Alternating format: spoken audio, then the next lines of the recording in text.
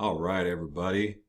How's it going? This is Jeff. So today I'm going to be answering a question from Derek Spicer. He says, "Hey Jeff, can you make a video on good places to stay for people that are moving to the Big Island to live? There's got to be some cheap temporary housing there somewhere." All right. First thing we'll talk about is the Big Island. Then I'll talk about the state to the best of my knowledge. I'll share that information. We'll start on the Big Island. For me, Hamakua, Hilo, and Puna are cheap. If you want to land on the Kona side, you can go to Kealakekua. That's a cheap place. From Kealakekua, Captain Cook, south to Milili'i, all the way down to Ocean View. As you come through Ocean View, you'll come into Ka'u District. You keep going through Ka'u, you'll come into Volcano. All these places that I'm saying, from Kealakekua all the way through Ocean View, Na'aleu, Ka'u,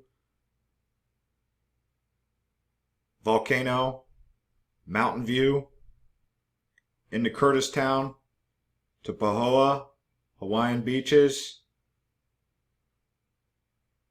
Kapoho. Kapoho is a little bit expensive. So Seaview. Kalapana, there's not much housing down there, but if you go towards Hawaiian Beaches, there's a lot of housing down there. Cheap. It's Puna, Curtistown, like I said, Ka'au. So, and then if you keep going into Hilo, Hilo's got some affordable housing, and then you go into Hamakua. Now, when you come out into Hamakua, you start coming into Honaka'a. Honaka'a is fairly expensive. If you keep going, well, not fairly expensive. I mean, we're talking still cheaper than Kona. Now, when you come into Waimea, you're coming into fairly expensive, but even there you can find some cheap accommodation. If you're really looking for a cheap place to stay, check on Craigslist, look in the Puna area, Pahoa, a little bit wild out there. Now, if you want to go get some even cheaper places, you can go towards Mountain View. It's boondocks, but there's cheap places out there. I don't know if you guys are going to like that, so we'll say probably no. Kealakekua, you could check out there. There's a place called Kona Paradise. It's pretty nice. It's past Milili'i on the south side of the Big Island. I mean, a drive to Kona town from there is about 30 minutes or so. From Ocean View, it's about 45 minutes. From Ka'u to Kona, an hour. From Ka'u to Hilo, an hour. From Volcano to Hilo, 35 minutes, 40 minutes. From Mountain View to Hilo, 30 minutes. From Pahoa to Hilo, 25 minutes. This is, average. Some of you might say, oh no, I can get there in 20 minutes. Cool. I know how you guys get on those comments. It's good. You guys keep me honest, right? Yeah, if you want to go to the north side of the Big Island where Kohala is, you've got, before you get to Kohala, you've got, the mountains, the Kohala Mountain, still Kohala District, which is past North Kona. You've got Waikoloa. Waikoloa, you can get some single family homes there. There's a lot of homes there. I don't know about temporary housing. Temporary housing is probably best in Hilo or on Craigslist. You can find people who are just renting ohanas on Craigslist. So, when I first moved to the Big Island, I landed in Hamakua in a town called Papa'aloa, which is next to Lapahoihoi. I know a lot of names. When you are first coming to the Big Island, you'll see all these names and you'll be like, how do you pronounce all this? And that's understandable because you're coming from a place that's, different than different names, So each island's got its own names. So it does take time. Anyone who thinks that they're just going to come here and know all the names really quick or even in 3 years, good luck. I mean, there's roads I'll see today or even in Maui that I'll be like, okay, how do I pronounce that? I mean, Sure, someone who's been here for 30 years, they know all the names. But let's see how they do when they go to another island and they try to pronounce it, right? So, yeah, Papaaloa next to Lapahoihoi. Try when you first look at Lapahoihoi, you'll be like, okay, how do you say this? It's a big word. But yeah, when I first landed there, I found a place on Craigslist. It was it was 1 bedroom, wood like cabin. It had a living quarters, very like a kind of a vault ceiling, and then a sleeping quarters, and then a balcony. And then outside, detached from that, was a shared bathroom with another cabin. And then my kitchen was there. The other cabin had a kitchen inside there. So that was $825 per month. I would say you could live there with a family. It was big enough for a family, I think. Depends if you're willing to. But I lived there for 3 months. I said, I just want to sign a 3-month. Is that cool? And they said, yeah. So you can find these kind of ohanas. The big challenge is if you have animals. And then if you are also looking for cheap places like that, closer to Hilo, you're going to probably find that on farms. But I don't know. Maybe you'll have luck also in the Hamakua area, the Hamakua coast. They have housing there. I'm only being realistic, but Mountain View for sure. You can find really cheap housing in Mountain View, and it's not going to quite be too crazy. I don't quite know why Mountain View is as cheap as it is.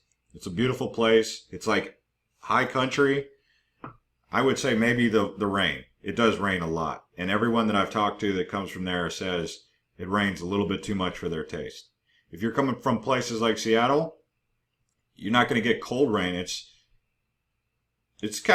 still gets 70 degrees, every day, even in the winter. Sometimes in the winter, though, it gets cold. I mean, I've been in Volcano National Park in the wintertime where I no joke I could see my breath, and, I was wearing a jacket. You could see snow on top of Mauna Kea and Mauna Loa, just white mountains, just drenched in white caps right there in Volcano. I mean, and that frost, that snow was just, the wind was breezing right off of it right into Volcano, and you were like, woo, it was cold.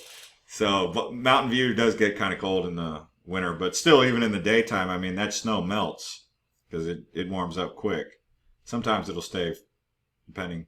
Last year was kind of cold, actually, for like 2 different occasions. In Kona, you could feel it in Kona, and Kona's a hot place. Anyone who's been to Kona knows Kona stays hot. Now, here in Maui, there's Wailuku. Wailuku is probably one of the cheaper places. There's Haiku. I think you can get some pretty cheap places up in upcountry. Kula. Yeah. Lahaina and Kihei are pretty expensive, especially, towards Wailea. There's always going to be expensive places, but cheap housing in Wailuku, I don't know if it's as abundant as the Big Island.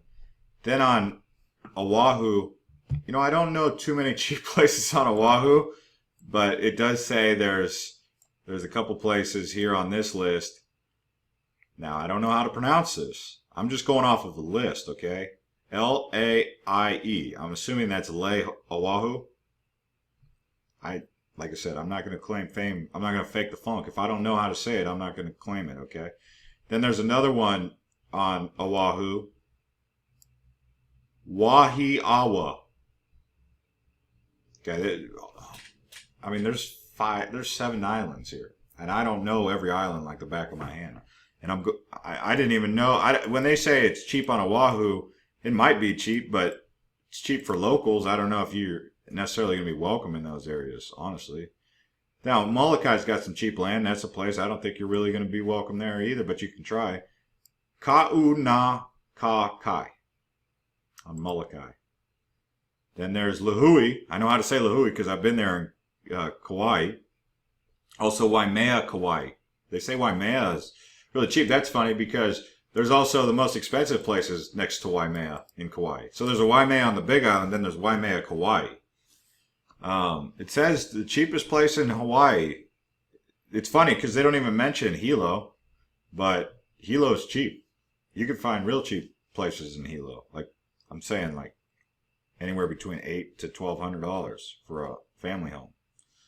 So the fact that this website, I don't know if they necessarily know what they're talking about, but I'm just going off the website data. But I can tell you from my personal experience as someone who's looked for homes in both Maui and I've even looked on Oahu. I was going to move to Oahu, but I couldn't find anything that was, I mean, the places that I was finding in Oahu and Honolulu area, they were like 1,500, starting at 1,500, wanted extremely strict like guidelines. You almost got the impression that they must have been getting applications left and right, and they were so picky. They had every right to be picky, and they were going to charge you as much as they could for the smallest hole in the wall, rinky-dink apartment for $1,500 a month. At least here in Maui and Kihei, I got an apartment for like $1,700. I'm living in now. I mean, it's cool. I'm not gonna complain. Although it would be nice to have a piece of property. At some point in time, I do miss living in a house. I did have a house over in Hawaiian Beaches. That was $1,500 a month. It was a 4-bedroom house. A bit unique. I've talked about this many times in other videos, but if you're just now watching, you know, I'll tell the story. Both of those houses, the one in Hamakua and the one in Puna in Hawaiian Beaches, had water catchment. That means if you were running low on water because it didn't rain for 2 weeks, when you were showering, you were like, okay, I got 2 minutes. Hey, don't wash the clothes today. Wait till you got a little bit more clothes. Try to combine the loads because we're running low on water. If it doesn't rain for a month, you're like, hey, call the water truck. That happened in Puna. So, just letting you know, I mean, you're gonna be up against some off the grid kind of style stuff. What else was unique about the Puna house besides the water? I'd say the house itself was decent. They have things like black mold over there, which is a mold that you don't necessarily want to get on you or inhale. Koki frogs. Everyone loves Koki frogs apparently because I made a video talking about Koki frogs and everyone's like, I love Koki frogs. So this guy doesn't know what he's talking about. I wasn't trying to put down Koki frogs. I was just saying the very first time I arrived in Hilo and I was hearing Koki frogs, I was trying to sleep and I could not get over that new noise for me. It's like crickets. If you live in a place where there's no crickets and then you go to a place and you have a cricket, but then you actually get used to being around crickets after a while. I don't hear crickets here. There's no crickets. I never hear crickets. I don't hear Koki frogs either because I live in the arid area. Like in Kona, you won't hear Koki frogs. But in the forest, you hear Koki frogs. Hilo, Hamakua. Okay, like I said, Koki frogs, after a while, they become part of the environment and you start to like them. Yes. But for newbies, Koki frogs is something that you're going to have to get used to.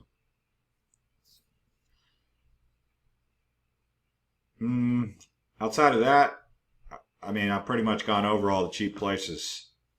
So I went over 4 islands. I don't think you're going to find cheap land on Lanai. I don't think you're going to want to live on Lanai because you get island fever fast on Lanai. So anyways, hope this video answers the question and thank you for watching. Subscribe to the channel if you like. I'm Jeff.